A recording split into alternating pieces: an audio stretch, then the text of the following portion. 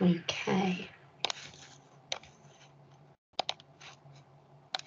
Can you see that presentation there?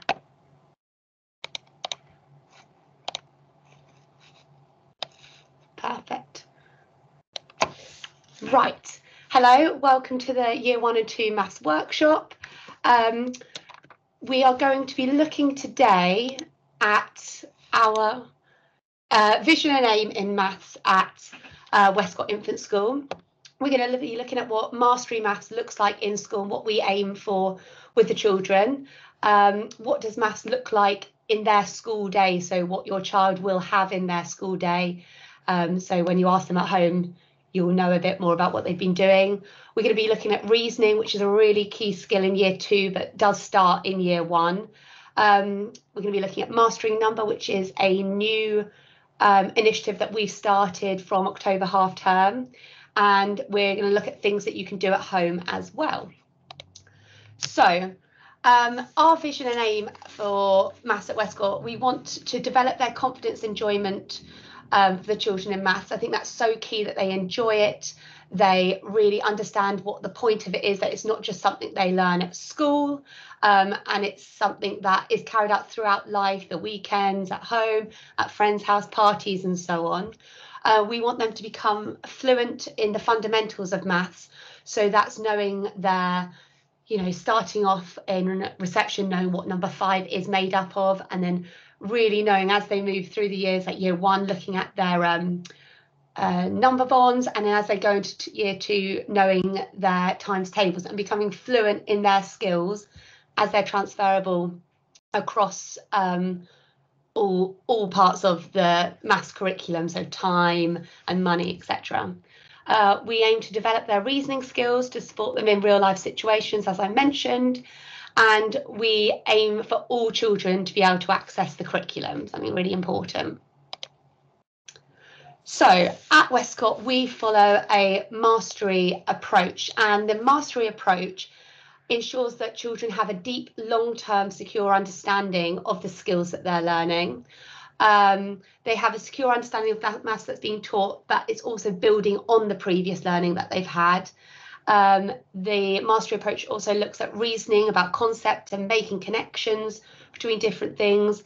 And we aim to develop their confidence to show them that with hard work they can succeed. That's to do with our growth mindset here as well. So Maths at Westcott is taught in mixed ability groups.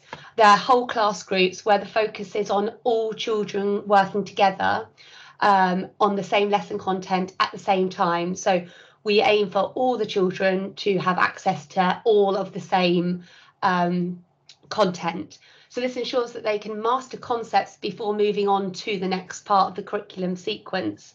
And our aim there is that no child is left behind. Obviously, some children may not get the concept straight away. So if that is the case, what happens is there are little interventions or little afternoon sessions where they can pick up on those little concepts that they haven't quite got to ensure they're ready for their next step.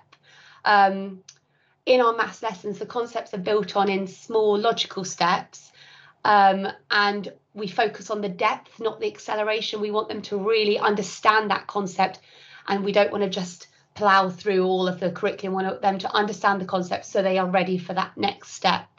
And that really helps them embed the learning through the reasoning, problem solving, and so on.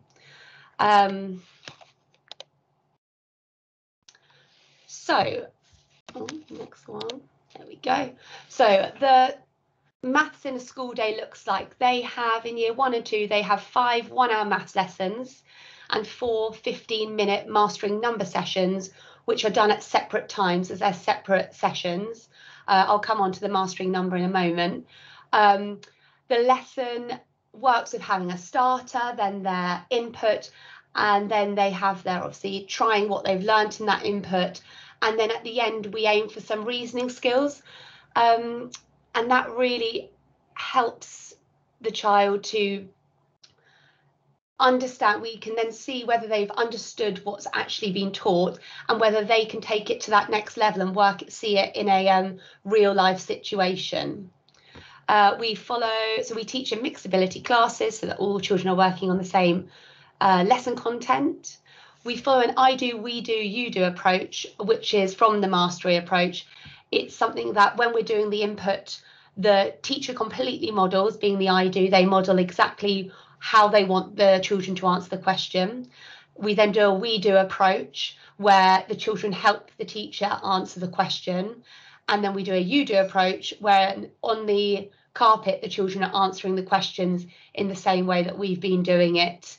The teacher's been doing it independently, and that aims for the children to ensure they've seen it there 3 times, been modelled, they're helping, they're doing it independently.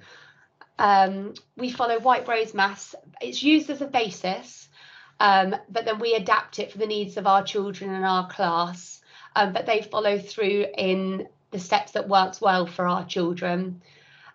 We also have a very vocabulary rich lesson and curriculum, which is really important. And there are actually vocab documents on the website, which will help you if you're unsure of some of the language that we've been using in class. They'd be really helpful to have a look at and to see and to talk about with the children at home.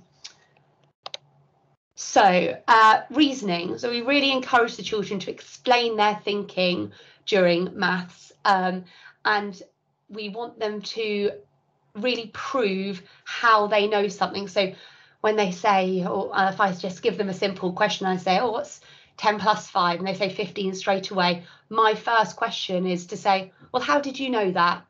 Well, how did you know? What number bonds, what skills did you use to get that answer?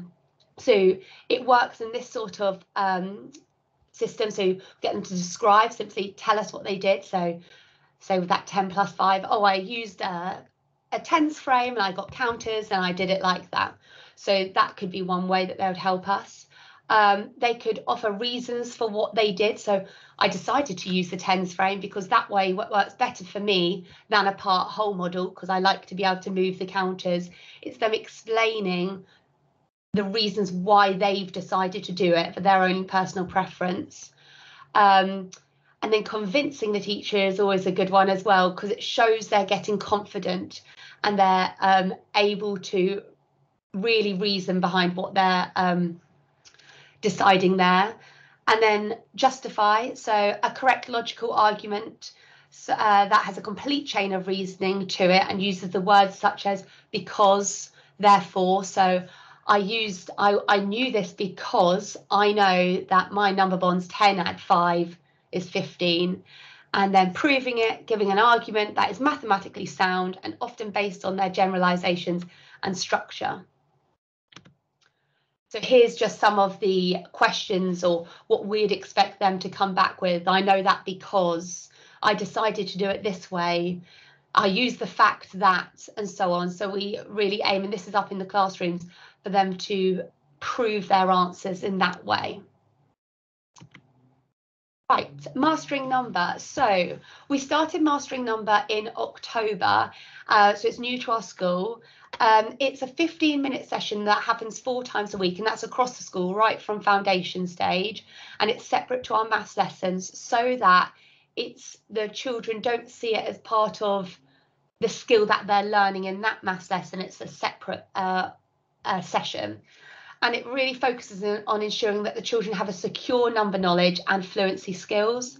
And I think that sometimes seems to be what could be missing and stopping them from moving on to that next level with their maths work. So we're ensuring that all children have got that sound number knowledge. And so without these skills embedded, they'll not be able to move on to, like I just said, the next part of their learning.